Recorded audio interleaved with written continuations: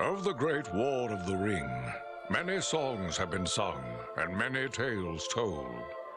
The names of heroes like Gandalf the Grey, Aragorn the King, and Frodo the Ring-Bearer are greatly revered, and rightly so. Yet Sauron's grasp stretched much further than the lands of Gondor and Rohan alone, and his forces might have done great evil in the north of Middle-earth, had a handful of heroes not stood in his path. What's up, everybody? It's Solon. Today we are back once again in Lord of the Rings Realms in Exile for another video. This one was suggested after my recent Lord of the Rings, Realms in Exile overview video that I did. I had no idea that Eredin from the War in the North was in this game. Not only that, but I didn't know that Andriel and Farron were his companions in it. So if you've ever played War in the North, it takes place up here in the North. And if I'm remembering right, they go to Gundabad, I want to say, is like something that they do during it. There's like a bunch of stuff. There's a lot of overlap with the characters from the books as well, so it should be pretty interesting to see what they've done with this. I've heard that there's a lot of story elements that could be cool. Anyway, let's read the introduction. The Dunedain of the North keep a close watch on the few among the free peoples who still dwell within Erebor, a land torn apart by wars and plagues. Among them is Eredin, an experienced ranger currently stationed at Sarn Ford, near the southern borders of the peaceful Shire, accompanied by Andriel of Rivendell, a Noldorian sage, and Farron of Erebor, a hardy fighter with keen eyes and ears. Eredin must soon embark on a perilous journey in order to keep safe the lands of the north, as shadows stir and a new threat arises from the peaks of the Misty Mountains. So we're here, we're starting in the world. It's obviously the normal bookmark, so you're familiar with that. But we haven't really played up here too much. I think the last time I played up here was maybe Maglor or maybe the Aragorn. I can't remember which one I did. Well, I guess, and we just did the Misty Mountains as Azog, so that's kind of technically in the dividing area. But this should be fun. Let's see. Let's hit go to... Well, actually, let's do camp purposes. I think Wanderers actually works fine. We don't really need to change that. As far as this goes, martial focused, of course. Give him the Valor focus. Easy. There's a couple travel contracts, although I think there's like something that pops up right away, so we don't have to do that either. I think if you hit start, something should pop up. The Dunedain of Arnor keep watch over the lands of Erebor, often aligning themselves with the elves of Imladris. One such ranger is Eredin, a promising warrior stationed at Sarn Ford on the southern boundaries of the Shire. Eredin is joined by Andriel and Farron, his trusted companions, representing the will of both elves and dwarves to combat the darkness wherever it should appear.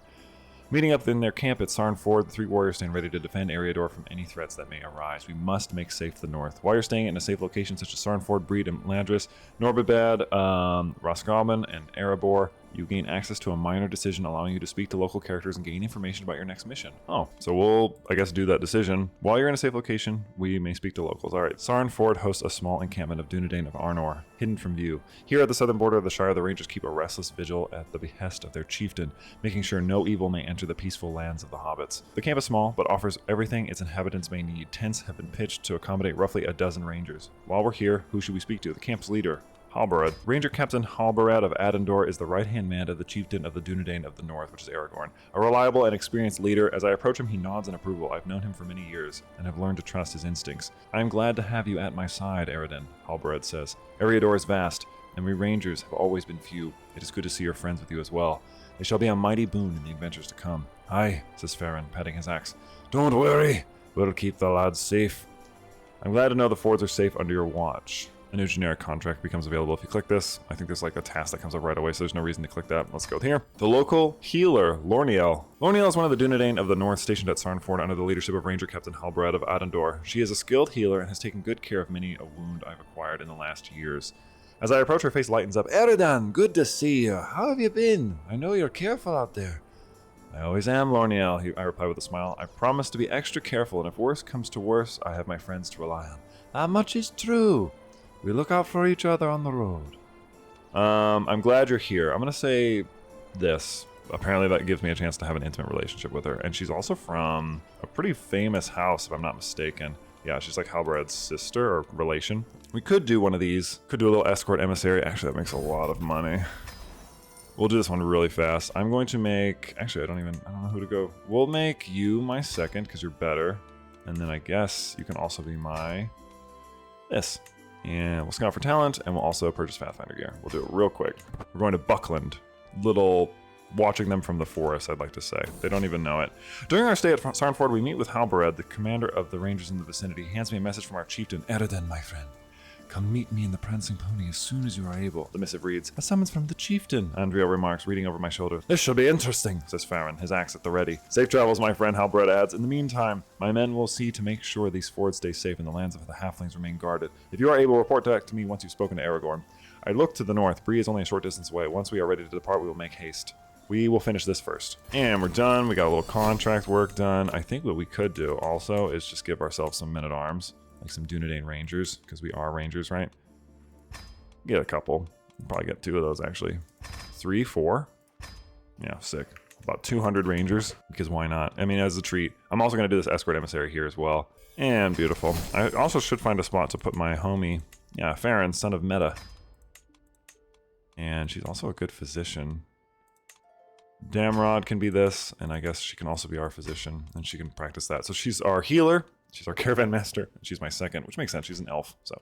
And let's travel to Bree. The Dunedain of the North keep a close watch over Erebor and the Shire. Led by the chieftain, they work tirelessly to ensure the safety of the local innocent inhabitants of the northern lands. Eredin, Ranger of the North, has been summoned to the town of Bree by his liege lord Aragorn. Will Eredin answer the call? Well, of course. The Barrow-wights, this is a good one to read. Following the Great Plague, which wiped out much of the remaining population of Cardolan, the Witch King sent cruel wights, undead slaves to his will, to infest the Barrows. The Barrow Downs became an accursed place, oft-shrouded in mysterious fog, and the terror created by the unquiet dead thwarted the attempts of Arthendain to recolonize Cardolan. Even now they are a byword for evil, and the few travelers who pass their way risk being lured to their deaths in the silent tombs. And we visited the Prancing Pony, which we'll read here in a second. As we arrive in the town of Bree, we make haste to reach the Prancing Pony, the city's oldest and most well-known inn. Inside, we find Aragorn, my chieftain, in a secluded corner. It is good to see you, my friends. Aragorn greets us. I have need of your talents. To the north of here lies Fornost, once capital of Arnor. One of its nearby towns, Rhunlest, lies desolate since the Angmar Wars. I've heard some troubling reports of goblin activity in those ruins. Could I ask you 3 to investigate? I would go myself, but I have another important task I cannot set aside to deal with. Without hesitation, we accept the chieftain's mission. Bree is a good starting point to prepare, since dealing with goblins can be a dangerous affair. Farron is also now dripped up in his armor. As you command, my chieftain. We can also talk to some locals here, and... Oh, and it actually has the War in the North symbol. That's really sick. Bree has always been a center of travel and trade, owing to its key position at the crossroads of the East Road and the North Road. The Angmar Wars took a heavy toll, and now travel has become less frequent. Despite this, the Prancing Pony Inn has become an important gathering place for both the townsfolk and those, namely dwarves and Dunedain of the North, who still traverse the East Road. The Butterbur family has managed it for a few generations now, and the inn is unique for having both human and hobbit-sized accommodations. And there is Master Butterbur, Barleyman the Forgetful. Now let's see what the story contract is. Reports from other Dunedain suggest that something evil is stirring in the ruined city of Rhunlest. Chieftain Aragorn has tasked my companions and I with investigating the darkness and eliminating its source. Alright, cool, but let's talk to some of the locals first. Oh wait, we can't. Okay, here we go. Speak with locals. The town of Bree is the single large settlement of men in the desolate lands of Erebor. Here the Bree men live among the Bree hobbits, some directly in Bree, others in the surrounding few villages. The inhabitants of Bree are mostly oblivious to the dangers of the wilderness, while the Dunedain of the North uphold a tireless, thankless watch over the lands, shielding them from danger. While we are here, there are a few people we could talk to. We could talk to Aragorn. He is a man of noble blood and stature. He has led the Dunedain of the North for many years after the death of his father and has become my friend in recent years. He has taught me much. Before we leave Bree, in order to fulfill the mission he gave us, we might have some helpful information on the topic. Are there any possible dangers on the road? Get some martial experience. We'll speak to Barleyman. The most popular inn in Bree is the Prancing Pony, long owned by the prestigious Butterbur family. The current innkeeper Barleyman is a busy but forgetful man. Just like many other Breemen, he is wary of the Rangers, mistaking their secrecy for malice. Luckily, I have a dwarf on my side. Master Farron, the innkeeper shouts as we enter the inn's main room. How good it is to see you! How go your travels, friend? Well enough, Barleyman, replies Farron with a smile. As Farron's friend, I think I can afford to ask a few questions. We can get a contract from him. Ate a good meal. What would that give us? A little bonus. A little tiny health boost. Do you have a little contract for me? Just something. Hobnob with ruler. We can talk to a local smith. Bree is a town of men, even though they don't necessarily possess the skill of dwarves or elves. When it comes to metallurgy, they still make useful and sturdy weapons. A Bree smith can be found. His wares are adequate and his price is fair. If I so wish, I could ask him for some new equipment before we leave for our mission in the north. I will purchase a bow. Yeah, I own a bow of the north. Nice. Let's equip it. A fine ash self bow, strong with linen, useful in both hunting and war. Nice. And he gave me a monster hunt, it looks like. Oh, very nice. That thing's crazy good. It gives you 8 prowess. Found like an excellent sword in some ruins. It was crazy because I used to play War in the North like forever ago. It was one of those games that I was always so shocked that more people didn't play. We failed. We didn't find it. I'm sorry, Barleyman. Kind of curious what's going to happen. There's something evil stirring in the ruined city of Rhunlest. Chieftain Aragorn has tasked my companions and I with investigating the darkness and eliminating its source. We could also try to recruit somebody along the way. Alright, let's do it. Off you go, buddy. What we could do is we could build a barber's tent, actually, just for the extra income. I always build one pretty much first. We've come to the broken gates of Rhunlest, once a lively city near Arnor's capital. From time to time, the Dunedain of Arnor visit these ruins to keep watch over the graves of their forefathers, but most of the time the abandoned town remains silent and empty. As we draw close to the entrance, Farron stops and sniffs the air. Goblin scent is on the wind, he states and draws his axe. What are they doing here so far from the Misty Mountains and in broad daylight? Nothing good, I reckon, answers Andriel, her staff at the ready. Keep your wits about you, my friends, I remind them as I keep my blade in hand. Carefully, we move forward through the collapsed arches of the city's main gate. Interesting, we must investigate these ruins. As we turn the first corner entering Rhunlest, we come across a group of goblins who seem to be rummaging through the debris and fallen rubble nearby. They spot us and draw their crude weapons, getting ready to charge. They've outnumbered! They have us outnumbered, remarks Andriel. We're not outfought, replies Farron. Come, let's make short work of them, friends. The dwarf seems eager to meet the goblins head on, but we are not without options. Readying my blade, I decide to. With me, attack, which we will definitely get them. Or we could run away and shoot them with a bow. We are going to attack them directly. And we drove off the goblins. Having beaten back the first wave of goblins, we investigate further into the ruined city. The goblins' trail led us into Rhunlest sewers, where we dispatch a large number of them. I clean my sword blackened by goblin blood after about an hour of fighting. The air is damp in this place. An hour would be so long. Where was the right path again? Did we turn this corner here before? It seems we've become lost, remarks Andriel, gazing left and right, trying to find the path ahead. Farron taps his nose. No, we're not, he says with confidence. I can still smell more goblins if I concentrate hard enough. It seems it is up to me to decide who will lead us out of this maze. I think Farron would do it. He's an underground master. Well, actually, Andriel has a better chance. She found the way out. After emerging from the sewers, we stumble out onto an overgrown courtyard. Goblins are swarming the place, but something else catches my eye. In the center of the court, a large eagle is tied up, struggling to break free. We must rescue it. It does not take long for us to deal with the goblins, and Farron breaks the chains, binding the eagle with his axe. Well met, friends. The bird introduces itself. I am Belleram, vassal of Guardir the Windlord. I am in your debt for setting me free. Belleram explains that he came to Rhunlest on behalf of the sons of Elrond Perithel, who are hunting a dangerous orc warlord from Mount Grom. This would explain the presence of so many goblins. Well met indeed, Belleram. Oh Jesus, a troll! Belleram takes to the skies, promising to keep watch over us from above. We decide to try and locate the sons of Elrond. They will know more about the leader of the goblins that have appeared in Rhunlest. We come across a few more scattered groups of enemies, dispatching them as we go until we stand before the entrance to one of the city's ruined towers. Guarding it is a massive hill troll. As the monster spots us, it roars angrily and charges. We can distract it, or we can try to fight it. I think we should be brave and try to fight it. Oh, he wounded me. Entering the ruins of the tower before us, we finally meet the sons of Elrond, two dark-haired elves clad in armor, shining blades in hand. It is good to see friendly faces amidst a sea of foes, Elladan greets us. A well-timed meeting indeed, answers Elrohir, explaining how they tracked the leader of the orcs of Mount Grom here, believing him to be meeting with a messenger of Mordor somewhere within Rhunlest. They must be right behind this door, says Elrohir, as the twins work to dispel a dark barrier that blocks our progress through the ruins. Soon enough, the way ahead lies open. Oh, I can have them heal me. Rushing forward into the dark hall ahead of us, we spot two dark figures in the center of the room. One is the orc warlord, the sons of Elrond, described, while the other, a hooded figure, must be the messenger of Mordor. You must deal with that orc, friends, Elladan shouts as he gives chase after the fleeing messenger with his brother. The orc leader snarls, brandishing his weapon. From the shadows, more orcs appear, and the fight begins.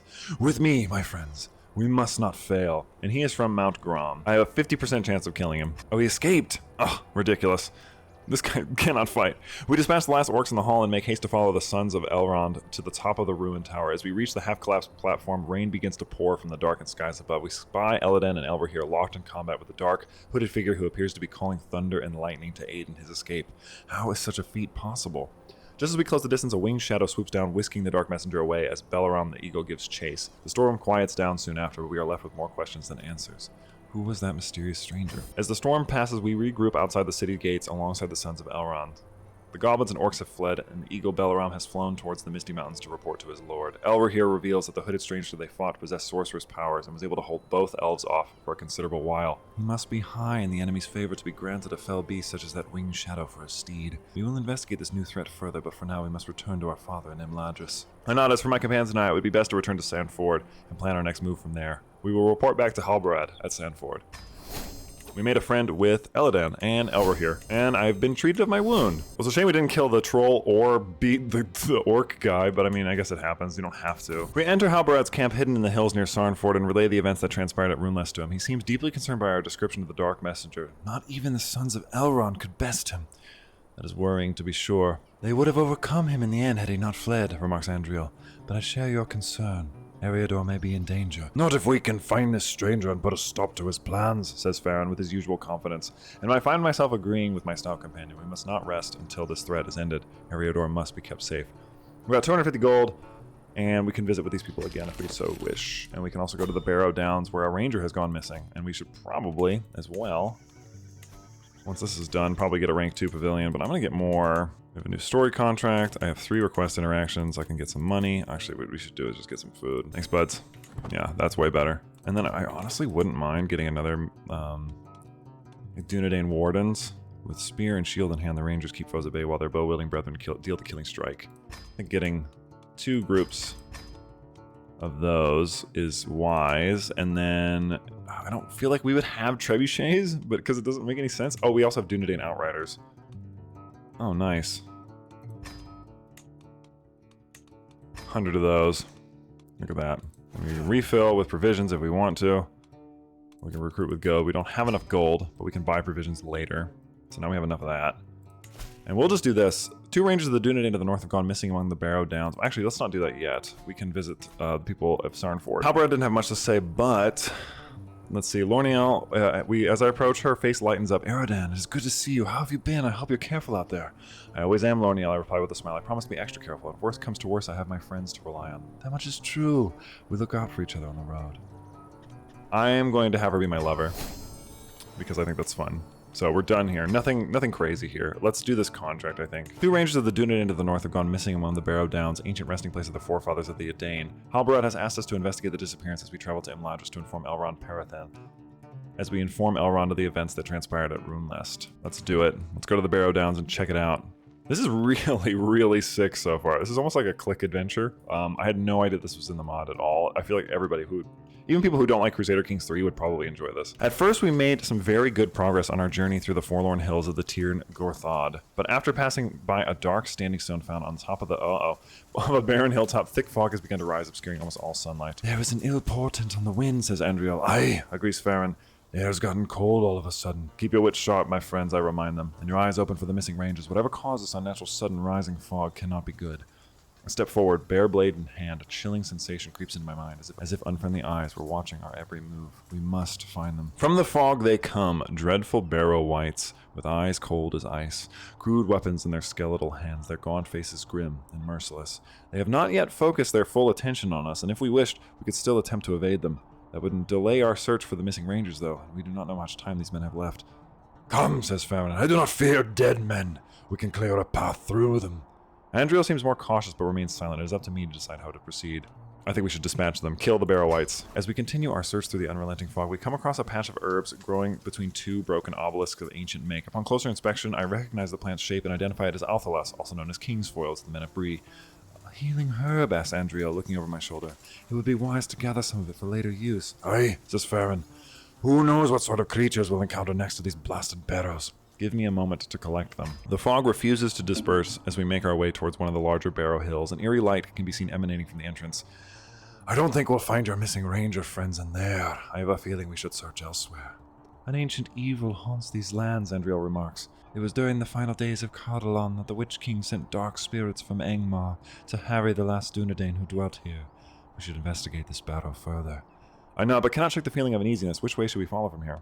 I'm gonna trust her instinct. She finds the trail. After searching the barrow for many hours, Farron gives a warning shout, alerting us to a dark figure emerging from the fog. But instead of another Barrow-wight, we are surprised to discover one of the rangers we were sent to find. Lewin, ranger of Sarn Fort. He's wounded. Stay back, he stutters, clearly distressed. Lewin, my friend, I calm the man. It is me, Eredon. These are Andriel and Farron, my companions. We've come here looking for you. Tell us what happened. Lurin speaks of how wights ambushed him, dragging off his unconscious companion. I barely got away, wandering this endless fog for days, it seems. You are safe now, Lewin. Lewin has joined my camp. Lewin has given us a clue on how to locate his missing companion. I remember a distinct standing stone, taller than any other. That's where those wights ambushed us. One of the largest barrows lies nearby. That must be where they dragged him off to. Soon enough, the fog clears enough for us to spy the pillar Lewin described in the distance, but not before we can reach it. We find ourselves surrounded by wights rising from the ground.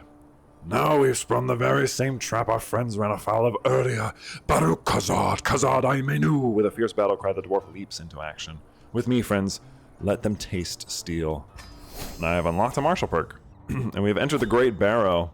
Entering into the gloomy depths of the Great Barrow that lies beyond the Standing Stone, we dispatch more wights in our path until we find ourselves in an underground hall lined with tombs embedded in the walls. In the center, a ranger stands. "Killoran!" shouts Lewin, but his companion does not respond. Killoran's eyes glow with an eerie light, and at his command, wights rise from the tomb, weapons in hand. "He's been taken over by evil spirits!" Andoril. "It's too late for him," says Lewin. "Only death can free him now." I could manage to free him or I have to kill him. I actually freed him. Is that Tom Bombadil? What the hell? The possessed ranger has fallen, but for every slain wight, 2 more seem to rise. We attempt a fighting withdrawal, but more foes block our path towards the barrow's exit. All of a sudden, the ground begins to shake, and with a loud crack, the ceiling parts, letting bright sunlight in. "Light shines on Barrow's hold, driving out the malice. Let them sleep the dead in peace in their royal palace." The song is strange, and the singer even stranger. A man in a blue jacket and yellow boots. "Ho, friends, come, come, the fog is dispersed. See how warm the sun now shines once more." He leads us outside and soon says his goodbyes, dancing and singing as he disappears among the hills. What a curious fellow. We should follow him. Let's rest at the house of Tom Bombadil for a second. I'm very curious if that's going to lead to anything. Okay, no, we're not going to meet Goldie or anything. We can also give ourselves a new... I would do Stalwart Leader. That makes the most sense, I think, for this character. It takes only a short while for us to find the eastern exit of the Barrow Downs, a stony path leading down towards the Greenway and the vale below. Near the road, we are surprised to find Halbarad, along with some of the rangers, having spied us from afar. "I'm glad to see you're safe. We saw unnatural clouds and lightning gathering over the barrows from afar and came to investigate, but it seems you've put a stop to the evil." After quickly recounting the events, Halbarad tasks us to continue on towards Imladris to speak to Elrond and complete our initial task. We should leave at once. We got 100 gold, and we can do that whenever we want. We don't have to do it now. If we don't want to. We should go to Bree. I'm gonna go just move my camp just to Bree. And then we'll buy some food, because we don't have any food. I'm a little disappointed to say I think that it has bugged out because I wanted to go to Bree. Yeah, I think I have to redo all of that in the background because I don't see the contract anymore.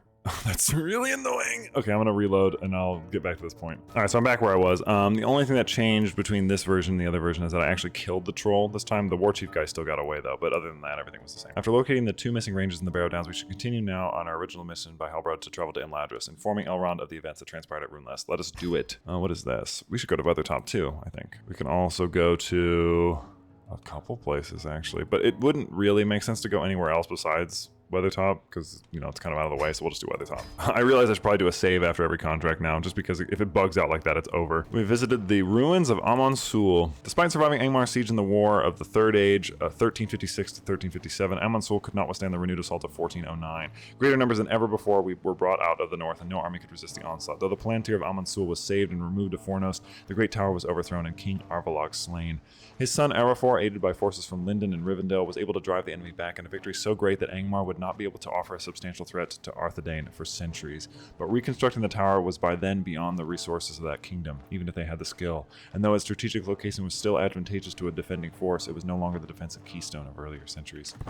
Interesting. I love how much lore is in like every building. My bodyguard. Oh yeah, and I saved both of the dudes again. They just look slightly different. I don't think it matters, but yes.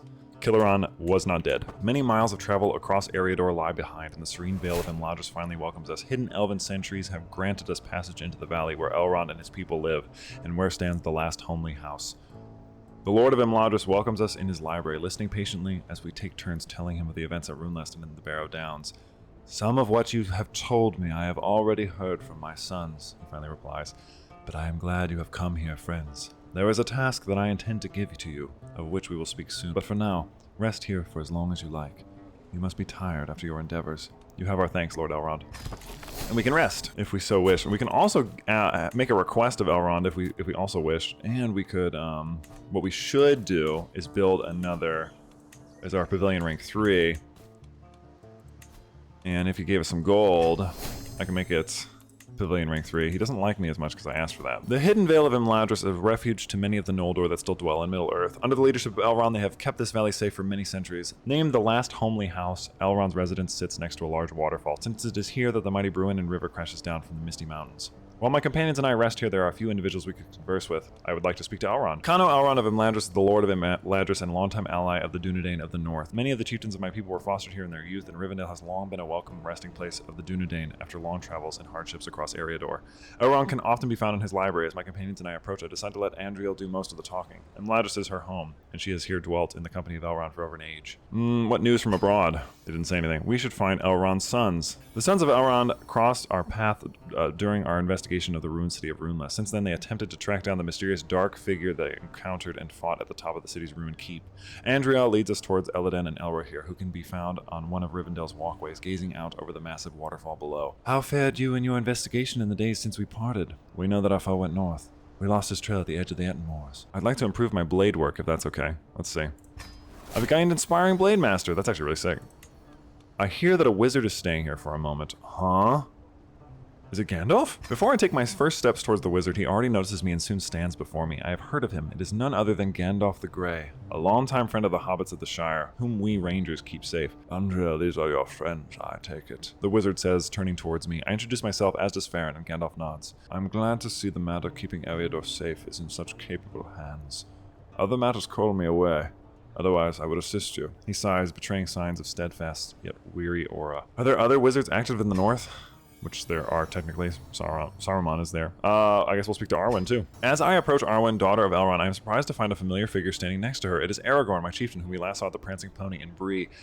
It is good to see you again, my friends. Aragorn greets us and introduces us to the lady at his side. Arwen smiles at Andriel, for they have known each other for a long time, and nods gracefully as she learns the name of Farron and myself. Long have warriors like the three of you kept the north safe, she says respectfully. I perceive that great danger lies on the path ahead, but if you remain true to one another, you will prevail. Thank you for encouragement. We're done here. Very nice. A stone giant rampages. Oh, that's interesting. That's what the contract is. I'll take that alliance. To the impressive Warden Aradan of the Guardians of the Fords, I offer you the services of my champion Estildir. Oh, what the heck? You're gonna give me extra people? Dude, I'll take them. Hell yeah. Thanks, Aragorn. That's really something. So we have about 500 troops. Actually, these Dunedain would be pretty strong. All right, let's do this. Elrond Parathel has heard troubling news from the Etten Moors. A stone giant has come down from the Misty Mountains, rampaging through the wilderness. This creature must be stopped at all costs before it can reach the inhabited regions of Eriador. Purchase Pathfinder gear, maybe a wilderness kit. And let's customize our route a little bit here. Let's go to Cometh Bryn, and we'll go to Atharku? I don't know how to say that. Not Grom, which is where that warlord was from, actually, so we may end up seeing him again. We'll go this way. We visited the ruins of Cometh Bryn. Now abandoned for long centuries, Cometh Bryn is little more than a shell, yet it remains the mightiest of the castles that scatter the hills of Rudar. And being built by the Dunedain in their prime, its walls remain proud and uncrumbling, even if its dark and empty windows give it an evil aspect. A new martial perk. We've also visited this place, which I'll read here in a second. I would like chivalric dominance, because it'll give my knights more efficiency. Atharkul, I think is how you'd say this. The Tomb of the Ancestors is one of the great barrows of northern Eriador. Though less storied than the ancient sites of Tiern or Nelverin, its origins can still be traced as far back as the late Second Age. Its founding burial was likely that of the first Hillman king, who, through conquest and long rule, united the local Angmaran and Dane into one people after years of conflict. Though the Hillman tribes often fought among themselves in the generations after, they still revered this place, and later Hillman kings earned a burial in the Barrow's cavernous sepulchre. Interesting. Traversing the wilderness of Rudar has been arduous. The hills and ravines of this land make traveling in a straight line almost impossible. But now we finally stand at the edge of the Etten Moors, a rugged land infamous for being home to many stone trolls. The area is desolate. There's not much vegetation compared to the dense forested hills of Rhuidoir. A strong wind brushes over the stony crags and crevices. A single blackbird can be seen in the distance, taking flight as we approach. It should not be hard to locate a giant in these lands, says Andriel, peering out into the distance. Aye, says Farron. Let's keep an eye out for him. Let's track him immediately because we have provisions. Despite our expectations, the stone giant proves to be harder to find than we thought. The Etten Moors are comprised of a trackless, pathless landscape devoid of most vegetation except for a few bushes here and there. No trace of our quarry has been found so far. We might have more luck further north near the Gram's Spine, says Farron. Andriel, on the other hand, states, if there are no tracks to be found here, we may be able to find some near the softer terrain to the west, where a few small rivers flow. We can listen to Farron, or we can listen to... I'll listen to Farron because I like the idea of going to Gram's Spine. Just as we pass by a number of large rocks that dot the landscape, a hoarse cry rings out behind us. It is an orc ambush. A small raiding party has managed to surprise us. We quickly draw our weapons, getting ready to fight. They are almost upon us, but I have a few seconds left to make a decision on how to deal with our foes. We will fight them head on, and I beat them back. As the fight drags on and more orcs arrive at the scene, the sound of battle is interrupted by a piercing cry. We heard the noise before. It heralds the arrival of one of the great eagles of the north. The noble bird swoops down, scattering the terrified orcs with its sharp claws. Soon enough, the few survivors flee. My friends, the eagle exclaims, landing on top of a large rock. It is Belaram, who we met in the ruins of Rhunlest. Well met indeed, Belaram. Your arrival was most fortuitous. I am here on behalf of my lord, who worried about the safety of these lands after one of the stone giants of the Misty Mountains wandered down into Rhuidoir. don't like the fact that these orcs were here too, grumbles Farron. I fear they may be looking for that giant. It's wonderful to see you, Belleram. Just as Belleram takes flight once more, we press onwards. With the guidance of the eagle's sharp eyes, we finally find the stone giant's trail and follow it. A few miles later, we come across another hunting party of orcs, but this time they have not yet become aware of our presence. Now this time we'll be the one to ambush them. 2 of them! The last orc falls, but the battle is far from over. With a ferocious roar, not 1 but 2 massive trolls crash onto the battlefield. I glance towards the sky, but cannot spot Belleram up there. It seems we must deal with these monsters without his assistance for now.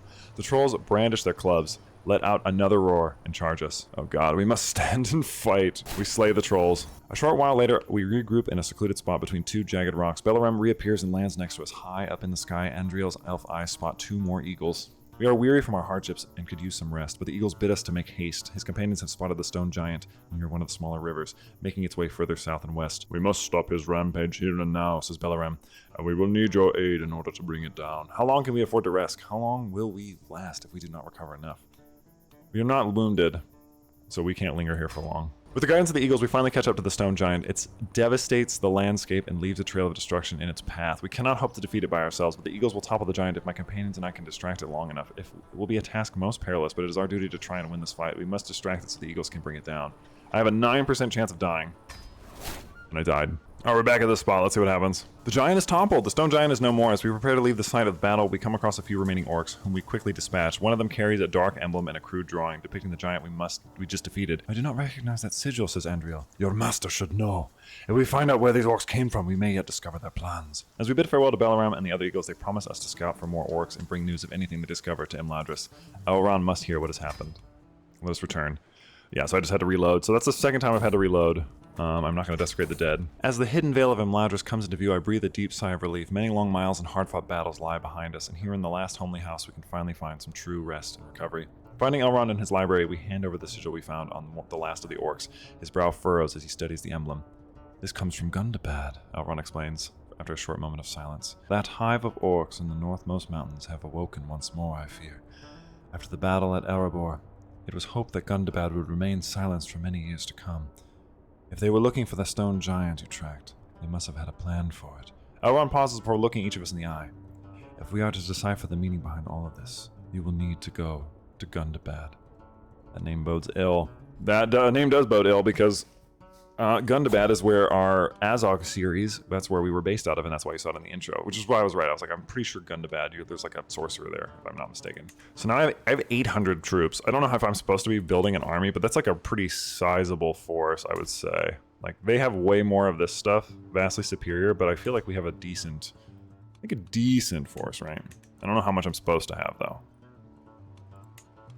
I feel like I should have some, like, mangonels or trebuchets. I don't know, though. I'm going to save up some money. Just hold on to it for now. What the hell? Oh, because I reloaded, I don't have a barber's tent. Crap. Ugh, damn it. That sucks. Beautiful. All right, now we've got one.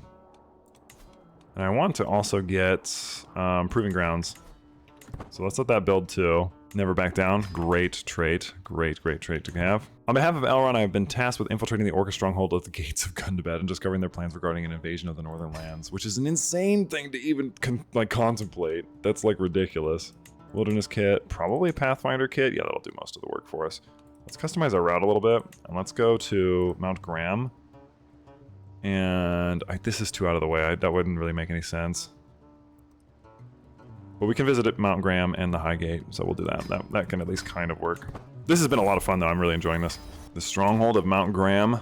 Burrowed deep into the sheer rock of the mountain lies an extensive and ancient stronghold of orcs. Its many entrances are secured by iron gates, and many traps keep unwanted visitors out. Here, the orcs gather to prepare for the many raids into the lands of Erebor that lie below. In my mind, the reason that I would visit would be to, just additional scouting on the way here. Like, just to see if they're up to anything. But they're not doing anything, so we're going to continue on. And we have visited Gundabad, which was once the dwarven stronghold of Gunzabad. It has been taken over by the orcs since Skog, if I remember right. I read that in the Azog series, if you're curious. The road north into the foreboding Misty Mountains has been hard, but we finally reached the northernmost piece of that mountain chain, where it meets both the mountains of Angmar to the west and the Grey Mountains to the east. We travel up a snowy slope as the sudden sound of war horns surprises us. Down in the valley below, a large host of orcish raiders departs their underground lair, issuing forth into the pass. It seems that luck was on our side, allowing us to allowing us to avoid detection by them. As we observe the departing host from a safe distance, we realize that this might mean that Gundabad itself will be less tightly guarded. We are at the gates of Gundabad. After a day spent carefully searching for one of the lesser entrances into Gundabad, it is Farron who makes the discovery we've been looking for. A half-collapsed gate of dwarven make, watched by only a handful of orcs. By Varda, this could be our chance. If we dispatch them quickly, we may be able to enter the mountain undetected. Aye, and my axe would welcome the opportunity to cut a few necks. It's been a while. Let's see. We'll charge them directly. Got rid of them. They're dead. Darkness surrounds us. We've come to Gundabad itself, a vast network of tunnels and pathways that dig ever deeper and deeper into the foundations of the mountains. Andriel and I are uneasy, knowing that there is a sheer, unimaginable weight of rock and stone above our heads, but Farron seems to feel right at home in these tunnels. The flickering light of the small lantern in my hand only reaches a few places, and yet the knowledge that I have my hardy friend at my side eases the weight of my heart and mind. I am glad to have a dwarf with me, Farron. The vastness beneath. We encounter almost no living creatures as we continue our investigation of the endless corridors of Gundabad, except for a few stray orcs here and there whom we dispatch swiftly and silently. As we turn yet another corner, we suddenly stand at the entrance to a massive cavern, lit by a myriad of distant torches and crude lamps. This is the lair of goblins, says Andriel. The very same ones we fought in that ruined town. I smell it. So this is what became of the sacred place where Durin the Deathless once awoke. Do not let your heart despair, my friend. It may not be so forever. I nod. Oft has it been so that Andriel found the right words to turn hopelessness aside. It is good that you're here, Andriel. Making our way deeper into the vast grotto, we suddenly hear the sounds of fighting in the distance. As we come closer, we spot a pair of dwarves locked in combat with a group of orcs. Soon enough, all foes lie dead, and we have a quick opportunity to talk. I am Nordri of Nordinbad, and this here's Gundry, one of the dwarves explains. At your service. We've come here to disable the great forges used by our forefathers when the world was young. The orcs have reignited them and used them to forge weapons of war, threatening all the north. This we cannot permit. I nod and Farron steps forward. A most noble task, and we shall aid you. Come, let us make for the forges with haste. We'll slay so many orcs they'll flee in terror before us. We manage to find our way into the ancient forges deep beneath Gundabad. As the last orc in the great forging chamber drops dead, an eerie silence falls over the hall, only to be broken just a few seconds later by the sound of an orc horn being blown in the distance. How much time do you need to disable the forges? Asks Andriel, and Gundry replies, It'll only take a few minutes. We all know that those few minutes will not be bought so easily. By the sound of it, almost all orcs that remain within Gundabad have been roused against us, and they are fast approaching. They won't get past us. We have a 100% chance of succeeding. Cave after cave and tunnel after tunnel, we must flee from Gundabad, but the orcs are hot on our heels and have harried us all the way from the forges. There have been no opportunity to rest and no chance to discern which way to take in order to escape this underground labyrinth. I know a safe route, but it'll take a while to reach it. It may be better to head straight for the main gate, says Andriel, pointing towards a large archway which looks to lead into a broader path winding upward. I trust Nordri's advice, and he'll be my friend too. At long last, we feel the sun's warmth touch on our faces once more. The long dark of Gundabad is finally behind us, but we cannot allow ourselves to rest yet. I've not heard of Nordinbad before. Where does it lie? In the Grey Mountains, explains Gundry. It has been hidden for many years, surviving the onslaught of the drakes that brought the line of Durin south. We could take you there with us, offers Nordri. The rise of Gundabad is a matter that concerns us all. We must warn them of the growing threat, so we're going to Nordinbad, which is way over here. Oh, that's sick. It's like hidden up here on this like ridge. Look at this. This is quite an adventure. Let's do anatomical studies, because we get wounded so much. Nordinbad is the last surviving dwarven hold in the Grey Mountains. It is a small dwarven stronghold carved directly into the mountain, hidden behind a secret path known only to its few inhabitants. As we enter the holding, we are brought before Nordri's father, Isbad Gorn of Nordinbad. He greets us and thanks us for assisting his son during his mission in Gundabad. It worries me to hear of such intense orc activity in Gundabad, the dwarf lord adds. We will have to keep a close eye on them and their armies, but for now, you three are welcome to enjoy the safety of my halls. A welcome opportunity to rest. While you're staying in a safe location, and we can also talk to them here, which is sick. We also can read this item here. The dwarven hold of Nordinbad was settled around the lakes of Azan-Zaram, the beauty of which was ever its greatest treasure. Though Nordinbad was never wealthy in terms of gold and silver, the dwarves who lived there were content with the stunning beauty of Azan-Zaram, holding it as sacred as the dwarves of Khazad-dûm hold the Mirror. Beautiful. That's actually really lovely. You need at least one patron of the local race before we can't go inside at all. What we should do is get the stump so we can get an archer captain, get a little bonus to our stuff here. Hell yeah. Hell yeah. 400 rangers, 400 wardens, and 250 outriders. That's a pretty sizable force, yeah. Yeah, we can go inside. After the dragons drove the dwarves of Durin's folk from the Grey Mountains, it was long believed that no dwarven presence remained so far north, and yet the holding of Nordinbad prevailed, surviving into this very day. The city is very small. It was carved directly into the sheer rock of the large mountain that shelters it. Deep beneath lies the sacred lake of Azan-Zaram, the beauty of which was ever its greatest treasure. We've been granted access to this hidden holdout and are free to explore its halls. There are a few of the dwarves here that we could speak with. I'll speak to Goran. He has ruled Nordinbad for many great years, a sign of the Grey Mountains of old. He is a proud and wise dwarven ruler. As I approach the Lord of Nordinbad, he thanked me once more for the rescue of his sons, Nordri. He readily tells me, not sons, but he readily tells me more of the history of his hidden mountain hold and tells me the tale of how the dwarves of Nordinbad have sworn to forever keep the sacred lake of Azanzaram safe until the Lion of Durin returns to the north. It is astonishing that Nordinbad managed to survive the dragons. We should see what Nordri's up to.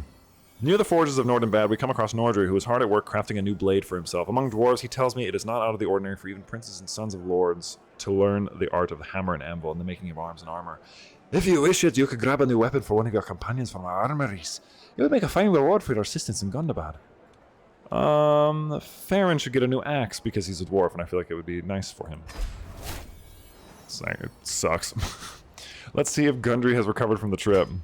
After a short search, we come across Gundry in one of the many hallways of Nordinbad. The old warrior seems to be deep in thought and only notices us as Farron speaks his name. Good to see you, my friends. Have you come to ask for my help on your next adventure, wherever it may take you? We would never force you away from your home, Farron replies. But if you could spare an hour or two, your sage advice would surely come in handy. Fighting underground must be a dwarven specialty, and I would get Cavern Commander. 666, so now we have Cavern Commander, which is actually really dope. We could do a monster hunt down here for fun. An errand to run. A few days have passed after our arrival in Nordinbad. My companions and I have been summoned by Goran, Lord of Nordinbad. His weary face betrays a sorrow that must weigh heavily on his mind. My friends, I have decided how to answer the threat of Gundabad. Long years has our clan been sundered from our kin, who now once more dwell beneath the lonely mountain. I believe the time has come to renew our allegiance to the line of Durin, and I ask for their aid in the war that now brews on our horizon. The elder dwarf pauses, looking each of us in the eye. Would you be willing to go to Erebor in my stead, my friends? If you are willing, make haste to the forest gate of Mirkwood to pass through the elven path there, for I fear that the Grey Mountain Gap is already teeming with orcs. We will deliver your message to the king under the mountain. Dude, hell yeah. We get to go to, Erebor? That's actually sick. We'll do this quickly. Quick monster hunt. The stump is done. Offer courtier. Oh, he's giving me another guy. Thanks, Aragorn, you're homie. And we excel to the contract. Hell yeah, that's what we want to see. I also can request him give me some provisions. What kind of men-at-arms do you guys have? I can't imagine it's anything good. I'll just take provisions. And now, we will get an archer captain, which I will do Elethorn. So now I think that gives you a... Oh, Jesus. Archer damage plus 50%. Which means that they probably do what? Like 60 damage now? Oh my god, 88? Good lord. Yeah, we want to get these wardens too. You guys are spearmen. And let's do the story contract to Eredon. Nordinbad is in danger. The orcs of Gundabad threaten to make war on the last dwarven stronghold in the Grey Mountains. On behalf of Lord Gord, we must travel through Mirkwood to Erebor, seeking aid from the king under the mountain. Let's travel to accept it. And we can customize our route a bit, because there's a couple places that we would never normally visit in any of my videos. Like Framburg, Melburg. We'll make sure to go to Karok. Make sure to go to here. And then, yeah, that looks good. And the only thing is, we'll probably get like the wilderness, the Pathfinder kit, wilderness kit. Nope. Guess we'll just go. We visited the ruins of Framsburg. Let's read it. Following the departure of Errol and later Leif, only a small remnant of Eothud remains in the far north. Framsburg was largely abandoned and its halls and stables fell slowly into ruin. Now only a handful of wooden houses are gathered among the ruins, but there is still a regular market, and the broken stone walls provide a small advantage to any defender. Interesting. I gained a level devotion. I think there's one here. The walls of Melburg. With the exception of the Framsburg to the north, Melburg, originally Mathelsburg, is the only stone-built town in the Anduin Vale. Built around 1020 of the Third Age at the confluence of the Anduin and the Siros, its strategic location was further enhanced by the construction of a stout stone wall enclosing an artificial hill where the two rivers met. At its height, Melburg became the mercantile center of the Vale, but goblin raids and the rise of Dol Guldur led to it being abandoned several times. Reoccupied after the War of Dwarves and Orcs, it has again regained some of its former glory and bustling trade and remains one of the best defended settlements in the Vale. We visited the Karok, Garwaki Islet on the upper reaches of the Anduin just north of the old fort. Here, the river curves around the stone outcrop through a ford of stepping stone allows passage across. At its base lies a small cave and a series of carved steps ascend to a broad, flat summit, perfect for climbing up to gaze at the moonlit sky or the distant peaks of the Misty Mountains. And here's Bjorn's Hall. Even after his reluctant acceptance of leadership in the Anduin Vale, Bern continued to reside in the great hall that had built with his own hands years before. In part, this was because he was stuck in his ways, but he was also canny in his recognition that moving the seat of power to the heartland of any one tribe would be regarded as favoritism among the factious people of Wood and Vale. A significant settlement, Bjornseal grew up around the hall, but the original structure retained much of its character, including its famous hives and gruesome displays of orc heads. We have a new perk. Let's see, a known name. Narrowly avoiding any orcish patrols, we at last arrive at the western edge of Mirkwood. This was once an inviting entrance guarded by the elves of this land.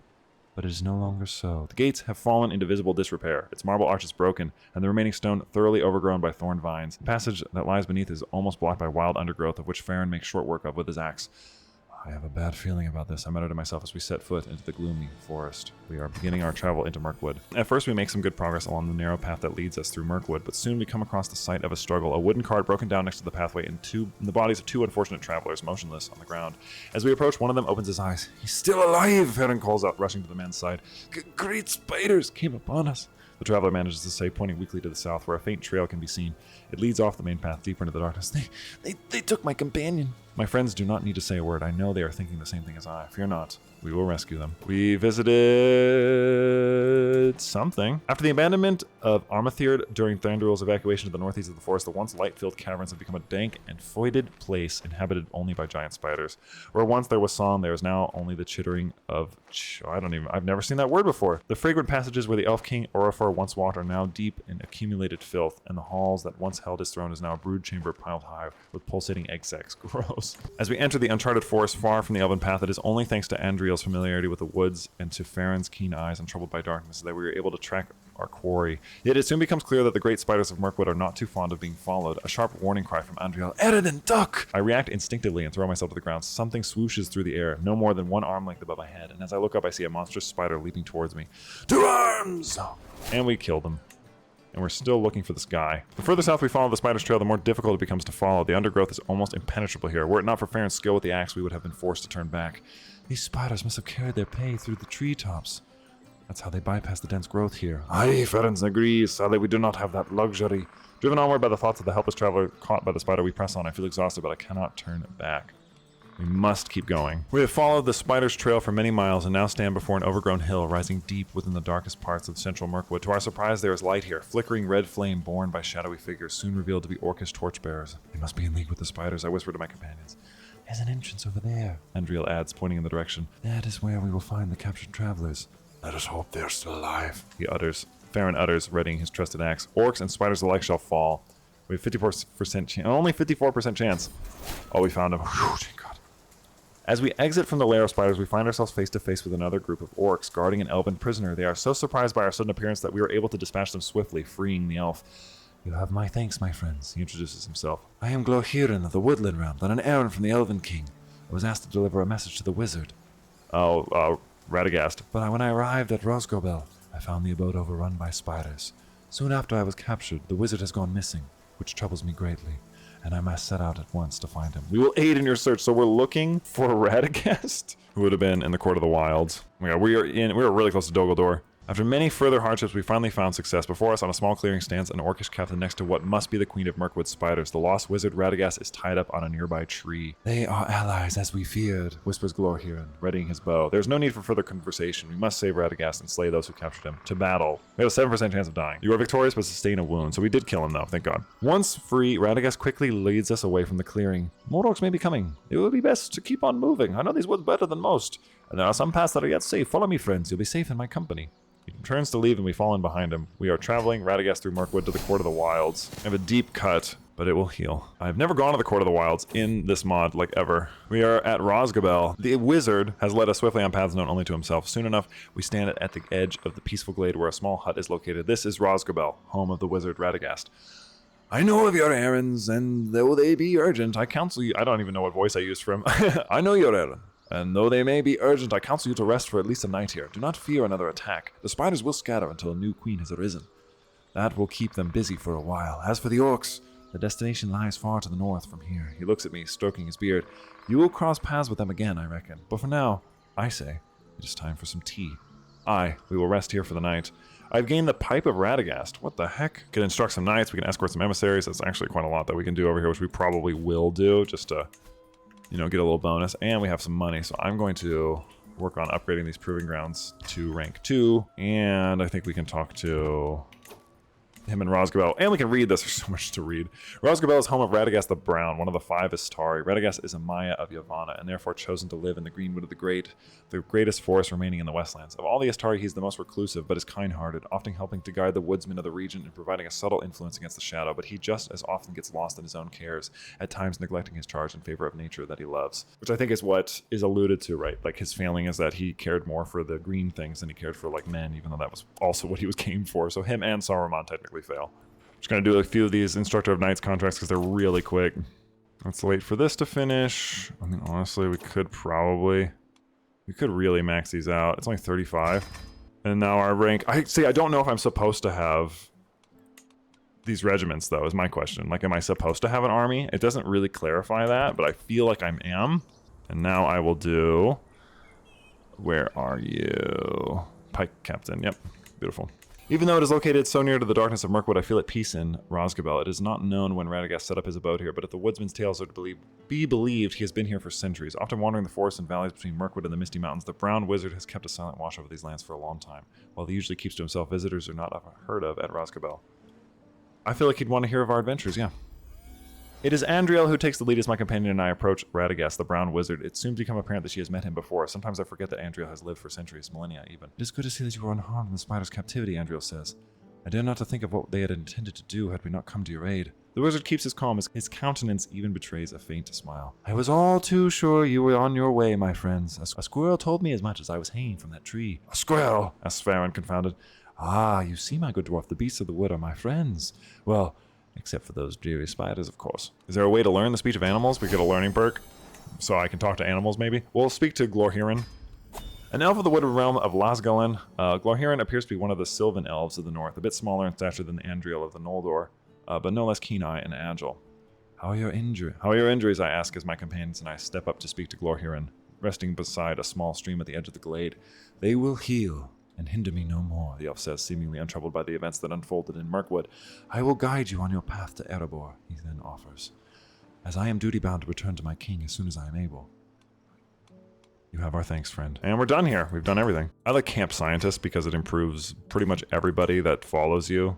Like, they're all better for it. Having rescued Radagast, our original mission to send for aid on behalf of Nordinbad must continue. In order to travel Erebor to seek aid from the king under the mountain, we will brave the darkness of Mirkwood once more. I've done so much reading, my mouth does not work right now. There we go. We'll do a wilderness, and then we'll customize our route, and I guess we'll grab this Sungadal, I guess. It's the only one that's really along the way, so we'll go there. Oh, the disaster of the Gladden Fields. I see. Okay, that's what it is. We're going to Lasgullen. Oh my god, you're giving me an elf? Okay. Aragorn just gave me another companion. He just keeps giving me people. Is he technically my liege? I haven't seen my lover in an age. I do have a lover, she's just gone. The Kingdom of Lasgullen. Our passage through Mirkwood comes to an end. Guided by Glorhiran, we were able to avoid any further encounters by spiders and orcs. Now we stand at the entrance of Arathrind, I think is how you say that, the underground halls of the Lord of the Woodland Realm. It is here that our ways must part, my friend, said Glorhiran. I must return to my station at my liege's side. But must it be so? The Elven King of the Greenwood is a wise ruler. Couldn't he be convinced to give you leave to continue traveling with us? If you ask me, it's worth asking, says Farron, looking at me. I guess we'll ask and see if he'll give us an audience. His crown is so sick. Glorhiran has vouched for us, allowing us passage into the Elven King's halls. Now my companions and I stand before Aron Thranduil of Lasgullen's throne, explaining our task and our request. I was wondering who it was that roused the spiders near my borders, the king replies, his piercing gaze fixed upon me. It was not done out of any ill will towards you, O great king, says Andriel, stepping forward. I have no need for your explanations, Andriel of Rivendell, retorts the king. Nothing in this forest escapes my notice. His expression softens as a smirk appears on his lips. Very well. Offer me a convincing argument, and I shall grant your request. I have a 55% chance of convincing him. We did not. A shame. There are only a few more miles ahead of us, and then we will finally leave this forest. The elves of the Woodland Realm have gifted us lamps to light our way, and we will not leave the path again. May our feet carry us swiftly towards the lonely mountain. I can't wait to leave this forest behind. We are heading towards Erebor. It looks like we're going to this place. Nope, there's nothing there. We have visited the Kingdom of Dale, the Market of Marvels, which is the marketplace of Dale, and where the Battle of Five Armies took place, and we are now also going to visit Erebor. The mansions of Durin's folk. We have passed the great city of Dale and come to the gates of the Lonely Mountain. Farron quickly speaks with the guards who open the gates for us, and soon enough we stand before the throne of the king under the mountain, Dane. Nordinbad has endured for all these years, the Lord of the Longbeard says after having read the missive from Nordinbad's rulers. He stands up, grasping his red axe. We cannot allow it to fall now, can we? Thorin, my son, gather a strong force and march for Nordinbad as soon as you may. We must come to our kin's aid, for I am not worthy of this crown upon my brow. You have our gratitude, King Dane. We are now here in the halls under the mountain, in Erebor, which you can see in the Mines of Thror. There's a different one in pretty much each section. Like, it's broken down into different parts of the mountain, which I think is really cool, personally. I think if you look at this one, you can see the Mines of Thror, which is where they found, like, the Arkenstone and Mithril and stuff. Oh, cutting costs would be great. Camp tanks would be pretty solid, too. Just to get a little bit more money. I would not mind getting some food, because we have, like, none. Let's speak with the locals of Erebor. Erebor, the lonely mountain standing within its vast and majestic halls, makes me feel small. I am in awe of what the dwarves have created here, carving their delvings directly into the sturdy rocks of the sheer mountain. This is Farron's home, and he is eager to show me around, even though we must soon depart once more. I think we can spare an hour or two. Let's speak to King Dane again. I stand before the throne of Erebor, where sits the king under the mountain, Dane. What brings you back, friends? He asked with a jovial expression beneath his impressive beard. My good companion Farron is showing me around his home, I reply as Farron steps forward. Forgive the intrusion, my liege. I only wish for Eredin to see the workmanship of our folk. A noble reason, Farron. Aye, lad, you have done well. The king looks at me again. Is there anything else? Could you spare a few... Oh, you'll give me some axemen? Dude, sick. Let's see how the army's preparations goes. We're going to talk to Prince Thorin. Stepping forward from the grand dwarven halls out onto the main entrance of the Lonely Mountain, we spot Prince Thorin readying his forces for the long march towards Nordinbad. As we approach, he turns towards us and grabs Farron's forearm in a traditional gesture of greeting. It is good to see you back in one piece, Farron, the prince says, and even better to know you will be at Nordinbad fighting at my side once more. Farron nods, showing his deep respect for his commander. Soon, my lord. And let come what may, I say, we will defend Nordinbad to the last. You must be as gifted with the axe as Farron is. I will take that because that'll give me Aspiring Blade Master.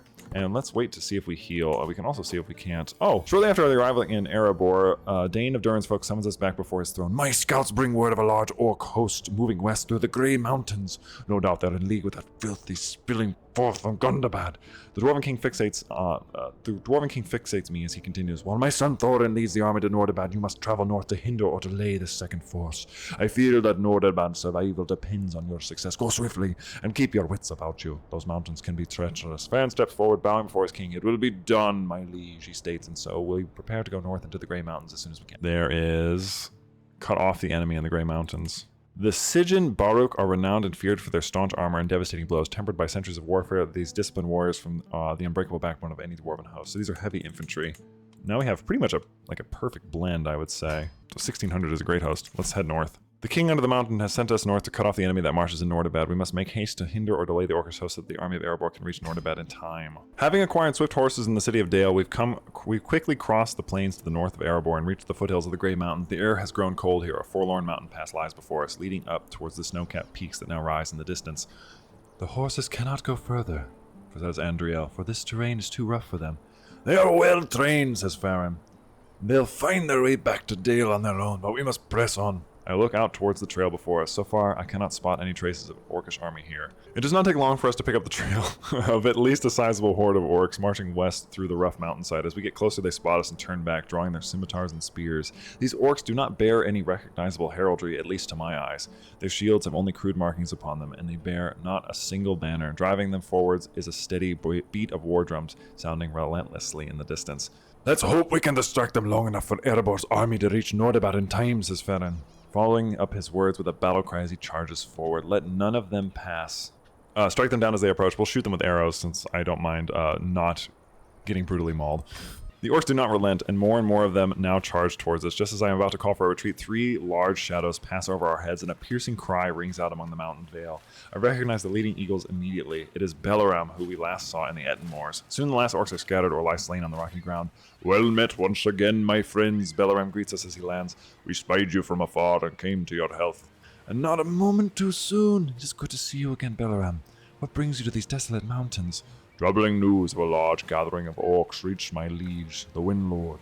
My companions and I are here to confirm these rumors, and confirm them we have. They are marching to Nordinbad. says Farron, gripping his axe. And we are here to delay or hinder them. A noble goal. I will send my companions back to my liege's roost to inform him, and I myself will accompany you to Nordinbad. You have our thanks, Belaram.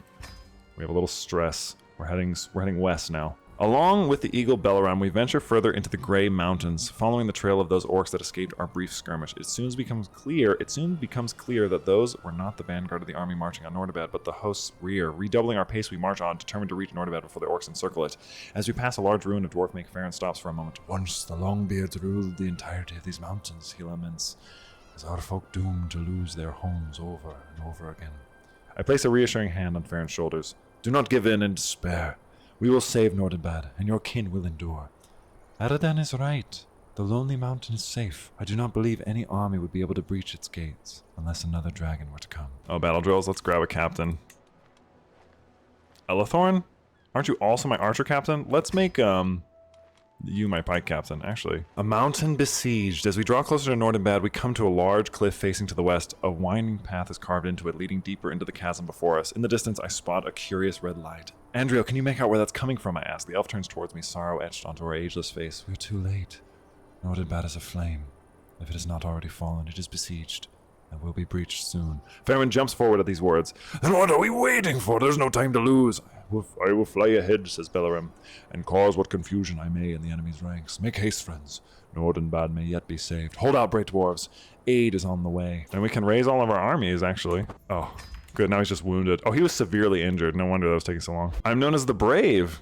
That's a good nickname, actually. Yeah, he is definitely the Brave. We finally come to the hidden path leading up towards the entrance of Nordinbad. Dispatching any orcs we come across, we make our way upwards, and we discover that a lull in the siege has occurred. The orcs seem to be taking their time to construct a new siege weapon capable of breaking the fortified dwarven gate, allowing us to slip past. Soon after, we hear the drums of war booming once again. Standing before the battered gates, my companions and I make ready to defend Nordinbad at all cost. Not a single foe shall set foot into Nordinbad. My companion is wounded in the fight. The orcs are defeated. With the arrival of the dwarven army from Erebor, led by Thorn, our victory was secured. We have held the gates long enough. I guess I didn't need to raise my army. The victory did not come without cost. All three of us have sustained wounds. Belaram the Eagle has been hit by a crossbow bolt and fell from the sky. His survival is an uncertainty. He rests now within Nordinbad, awaiting his fate. The war is not over. Prince Thorn plans to meet the enemy in the field once more, vowing to storm the gates of Gundabad itself should it be necessary. As soon as we are able, we will join him in this fight. Our efforts have been worth it. I gained an ancient dwarf battle axe? What the hell? And I got an army of 1,230 men? That's actually crazy. And what is this? The final battle. So should I stand here and like hold out? Okay, so now I have 3,200 troops. I think that's what you're supposed to do. I think you are supposed to like refill your men-at-arms. I'm gonna keep on sending you north. I wonder if they actually raise their forces or not. Oh, shoo you, no boy. I did not realize I was gonna run into them right here. Dang. Okay, I'm probably gonna win this by myself. And here comes the army of... The first army of the Halls of Steel is a sick name, dude. Yeah, they're cooked. Yeah, this will be over here quickly. Let's just head over here and try to attack them at the settlement. This will end that battle. I almost wonder if I should be doing this, though, or if I'm supposed to click the contract. I think we're almost done. This has actually been really sick. I've enjoyed this a lot. What does he owe? He has to pay him 357 gold. Good. There we go. Beautiful. Alright, sick. I think I still have that army. No, the army's gone. These guys are expensive, but I like that I have a couple dwarves with me. That's really fun.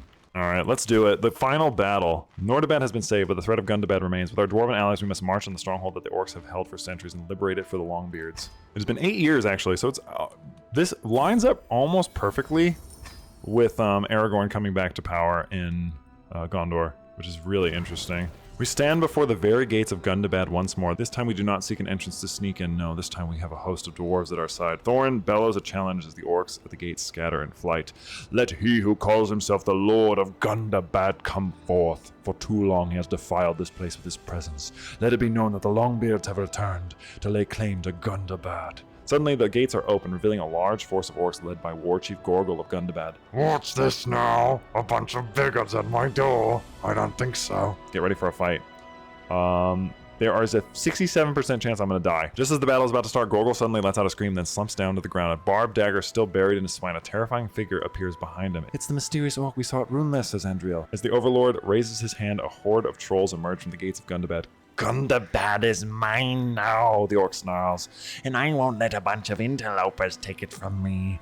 Get them, boys. To arms, my friends, to arms. You slay the trolls before you. The time has come. Our allies have been reassembled and our armies have been readied. All that remains for us now to do is to march on Gundabad once more and lay siege to its gates until they are breached. The dwarves of Nordinbad and Erebor alike stand with us, eager to finally wrest back control of the site where Durin the Deathless once awoke, but it will not be an easy task. The orcs are numerous and wild. Luckily, we have the great eagles on our side. Belaram and his friends can be seen flying above our host as it marches to war. I guess he was fine. Start a war against the Overlord with the avenged Nordinbad Casus Belli. Here we go. This person's my friend. Sure. I mean, yeah, dude. This guy was a notorious corsair hailing from this place. He got lost, and now he's here.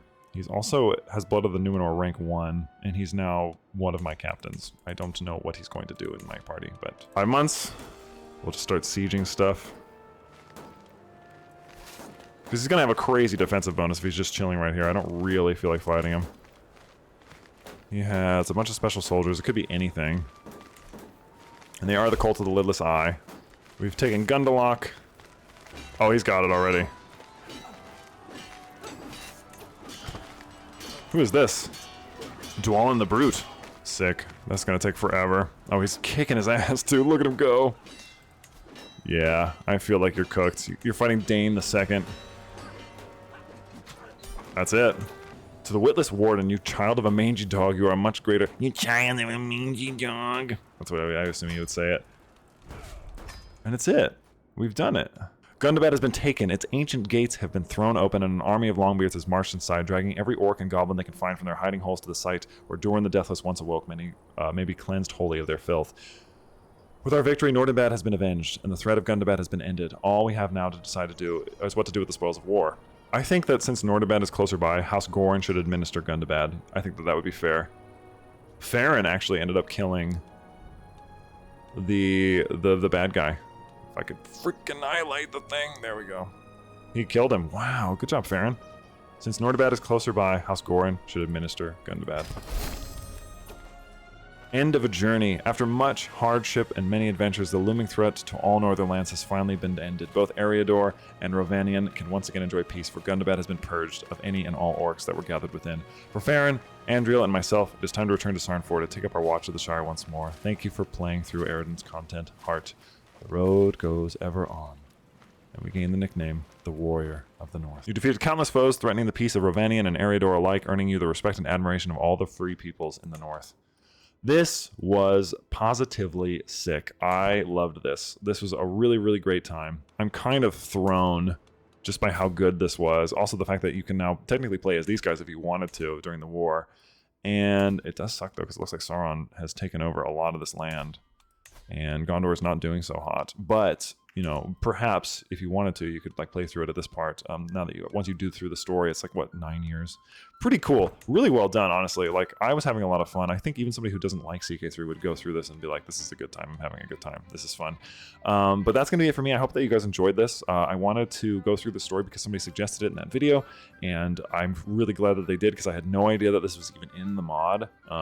And it's so well done. And it kind of, I forgot so much of what happened in that game, but this sort of like brought back the images of it in my head, which I think is what you were going for. And I could sort of like see myself playing through different parts of it as it was happening like in the game. And it was really cool to kind of reminisce, you know, introspectively like within. And so, you know, thank you so much for that. But as always, I'm Sol. If you like the video, like, comment, subscribe, all that YouTube stuff. And I will happily see you in the next one.